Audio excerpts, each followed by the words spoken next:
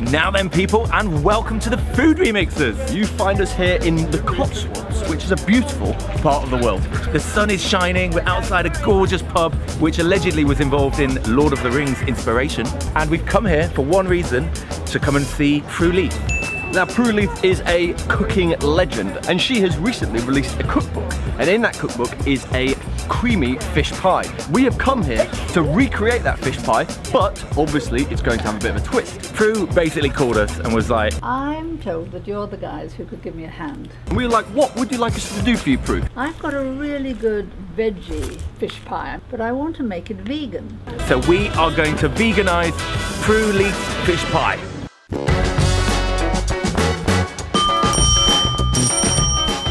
Hello! Hey. How are you? How's it going? Good to see you.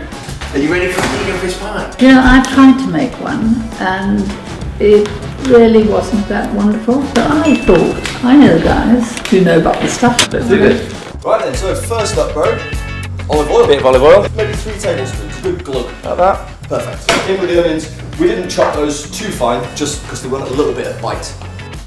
Let's just start by talking about the book. My vote. Would you recommend this book, Prue? Of course I would. To everyone. To Team Bosch, who are often flexi, veggie, vegan. I think they can find some good stuff in there. Well, you would, and there's more veggie stuff and more vegan stuff than I've ever done before, because 25 years ago we just about heard of vegetarian. I'd never written a cookbook with a meat-free section. So we've softened our onions. So why did we put our lid on there, Prue? Because first of all, it makes for steam. If you leave it open, you tend to lose so much of the moisture that the onions start to sizzle and fry, and you get them brown when you don't want them to get brown. 3 cloves of garlic that we microplaned. Keep on stirring those for about 30 seconds, 45 seconds. Because obviously with a fish pie, you've got lots of different textures and sizes of fish. So we've got mixed mushrooms. This is 2 sheets of nori. Rather than sort of dumping it all in, you have to kind of sprinkle it over and stir it in as you go. Why does because it stick? otherwise it will stick together and clump. This way it will just pass through all the mushrooms really nicely and you get a good even spread. Now I'm really interested in that because I have never used nori except in sushi, and even then I don't really like it. Well, let's hope you like this then. That looks good. It's one of our layers of flavour. It does smell like the sea. Actually, it does smell quite fishy. Introduce a little bit more liquid in the form of white wine. Cook all that alcohol off. So we've got plant-based milk. This time we're using oat milk. It's creamy, which goes really well with the creamy mashed potatoes. We're looking good here, man. So we've got most of the liquid is kind of just reduced out, which is perfect. And now, whole grain mustard. I not have thought that. Now this stuff is incredible, Prue.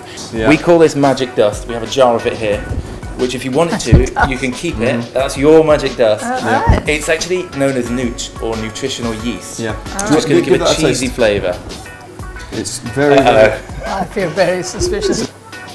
Quite fizzy. yeah. So I'm going to bang that straight in there. Yeah, So cool. go in. With our capers, which we haven't chopped. No, we don't need to, because like when you bite down on it, like the flavour will pop out. We've got some more caper brine to go in. All right. So I think 1 tablespoon in there of caper brine. That's right. To add even more of that fishy flavour. It needs to be strong flavoured because, as you know, mashed potato is relatively Pretty mild. bland. Yeah. So it like lifts the whole thing up. That is So? soy cream. Soy cream. So now probably a good time to make our mash. 3 tablespoons of dairy-free butter, more magic dust, whole grain mustard, 50 mils of plant-based milk, 125 mils of soy cream. Nice creamy potato. It's going to be super creamy, super lushy. We're going to stir our peas through. And then we've got, this is slightly under 30 grams, but we don't want to use all your parsley. We forgot to bring some. So look at that good old filling at the bottom there. That looks Cool. good. There you are, man. Thank you. Flatten that out so we can get a nice layer of mash. That looks really nice, doesn't it? It does, doesn't it? Beautifully done. So oven time. There you are. Perfecto. There we go. In the oven. Should we have a cup of tea, Prue? Well done. It's got to be excellent. time for a brew. A brew with Prue. Brew with Prue. Excellent. Excellent. Here we go. Oh, that looks all right. Creamy seaside pie. Honest opinions, Prue. No, absolutely. I know you would. And it's got to be as good as, if not better than, fish pie. Well, proof is in the pudding, or proof is in the pie in this case. You're right about the texture of the mushroom.